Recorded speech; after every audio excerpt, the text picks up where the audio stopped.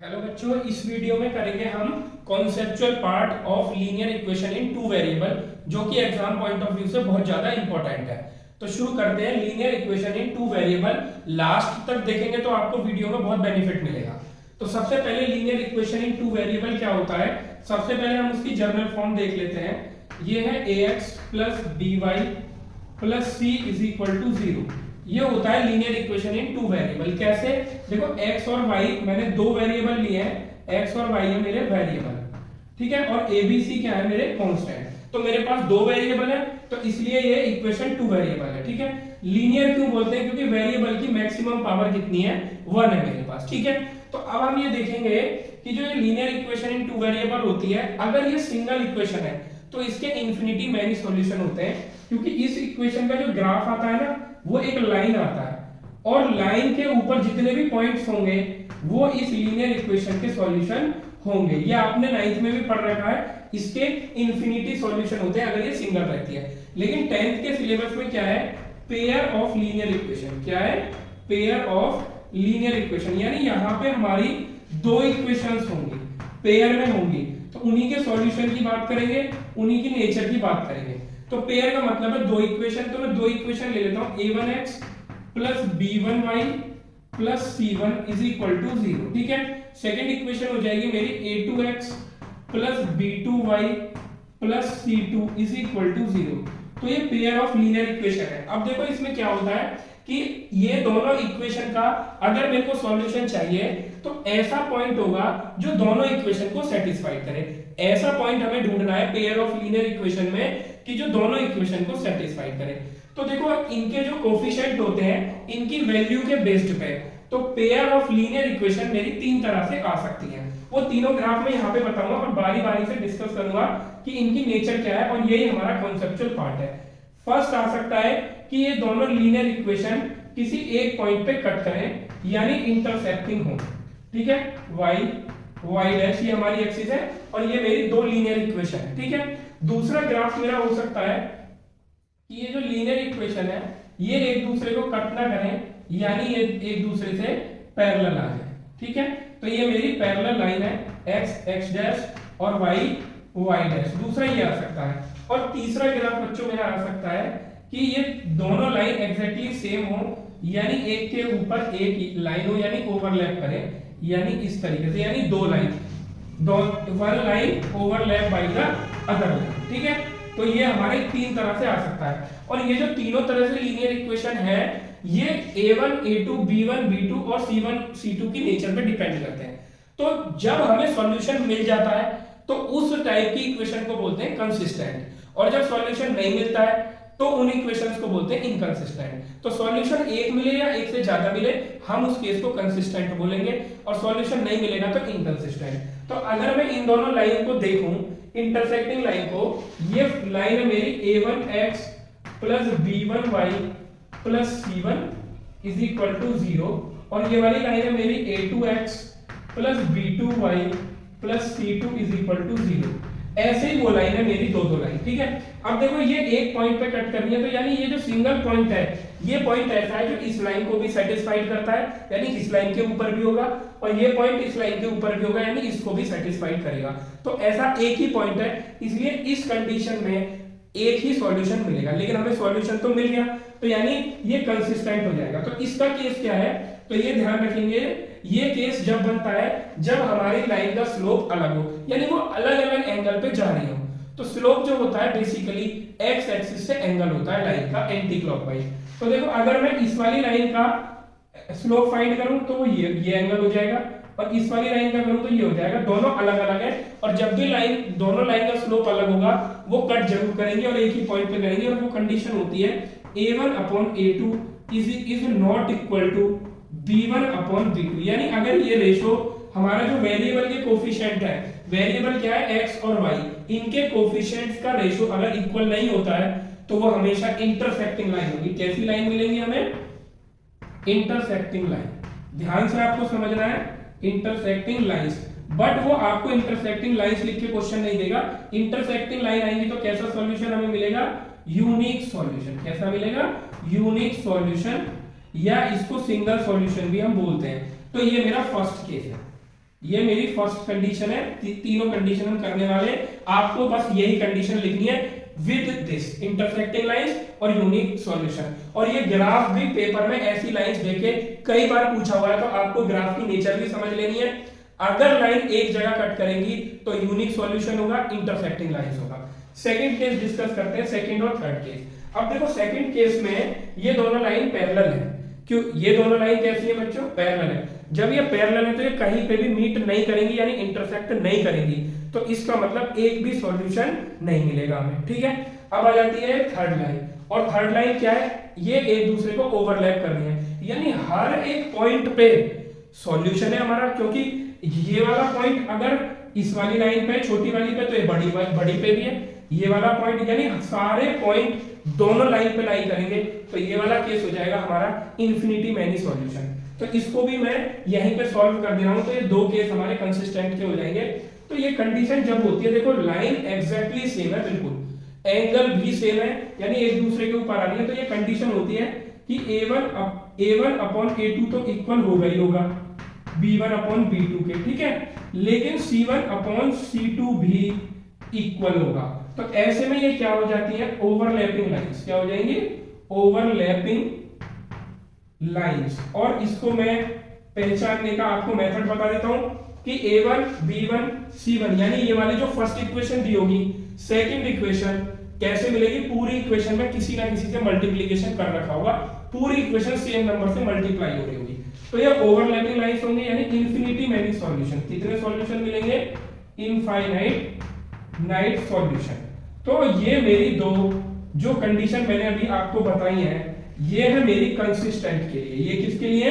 Consistent के लिए। अब थर्ड कंडीशन आती है इनकंसिस्टेंट, जब एक भी सॉल्यूशन नहीं है। तो उस केस में क्या होगा?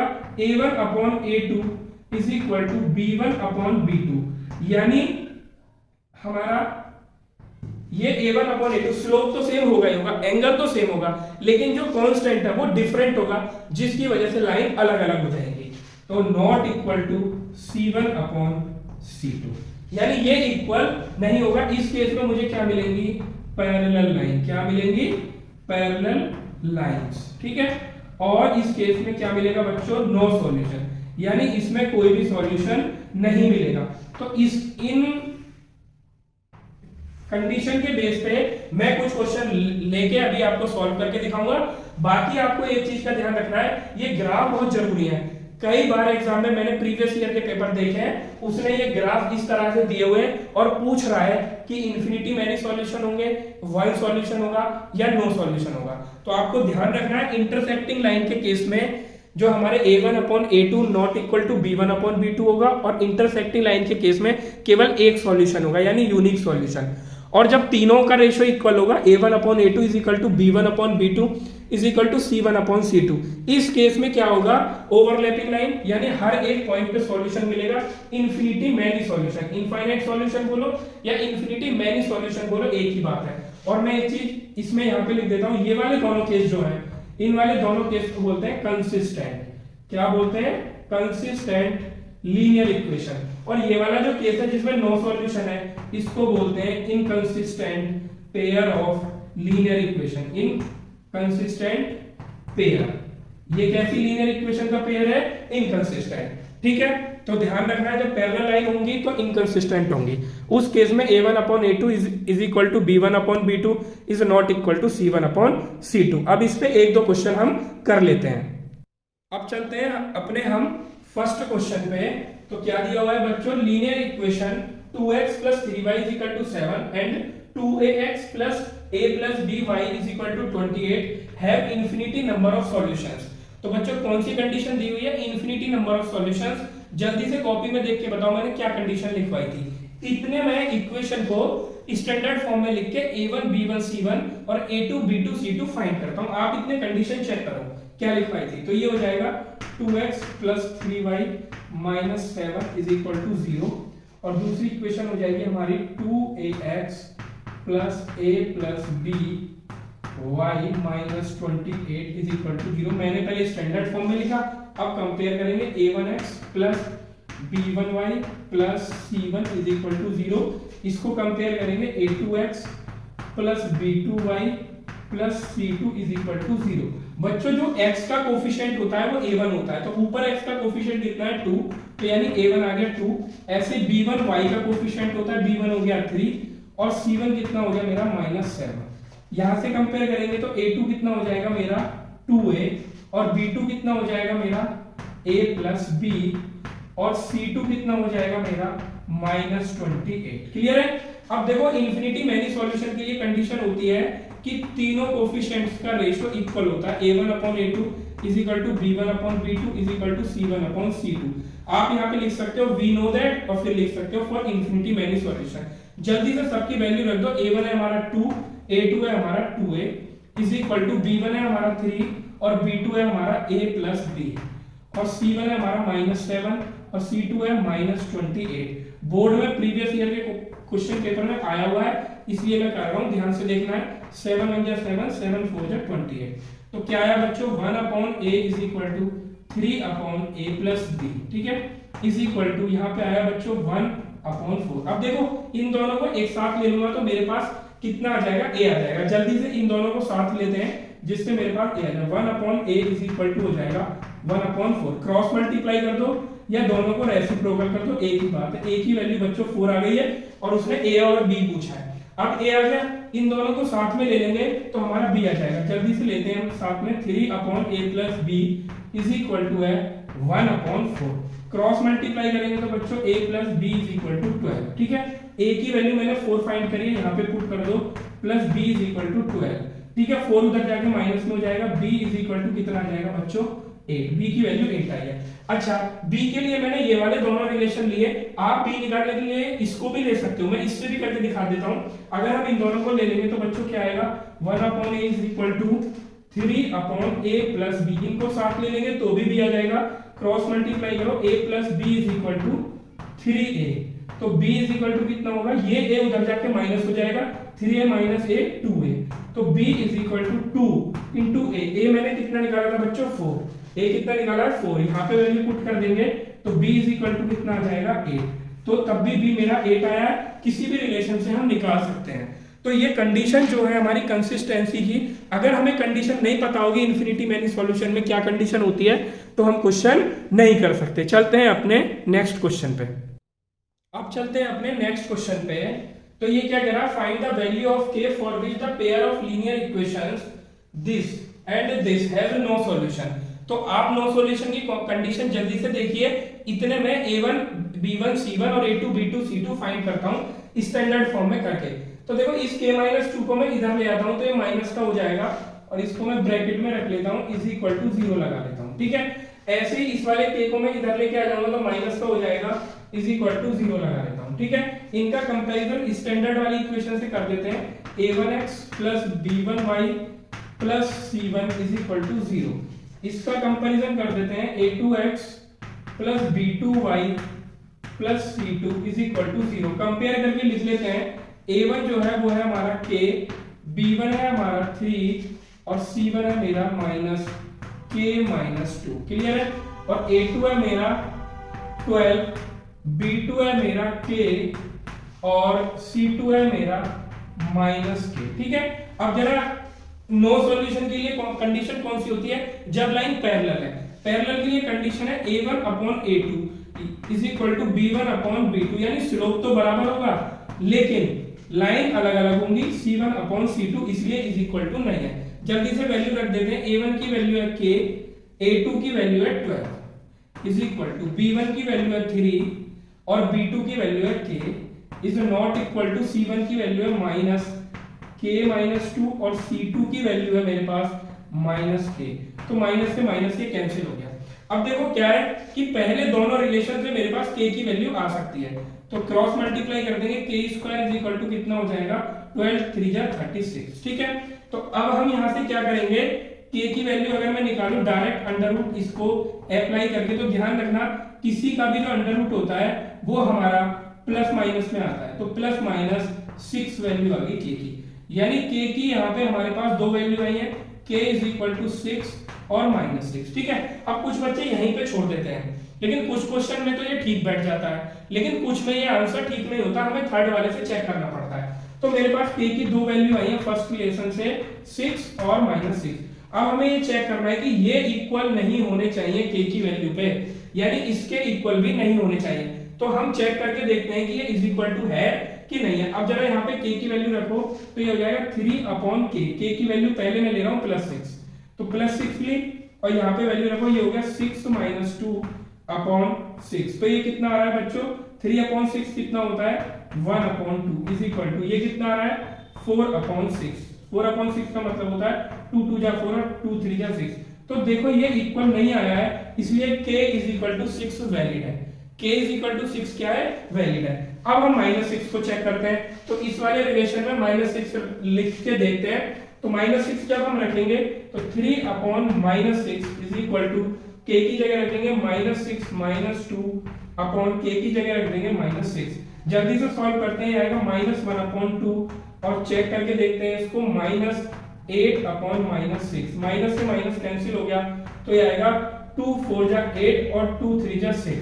तो देखो ये भी इज इक्वल टू नहीं आया, ये इज इक्वल टू नहीं आया, यानी -1/2 इज नॉट इक्वल टू 4/3। अच्छा, हमने इन दोनों को नॉट इक्वल टू देखा, इसको और इसको नॉट इक्वल टू इसीलिए नहीं देखेंगे क्योंकि इन दोनों में से किसी एक को भी आप चेक कर लीजिए इसके साथ नॉट इक्वल टू में, क्योंकि ये दोनों जब इक्वल हैं तब k की वैल्यू 6 और -6 आई थी। अगर एक नॉट इक्वल टू हो जाएगा तो दूसरा भी डेफिनेटली नॉट इक्वल टू होगा, क्योंकि ये दोनों आपस में इक्वल है।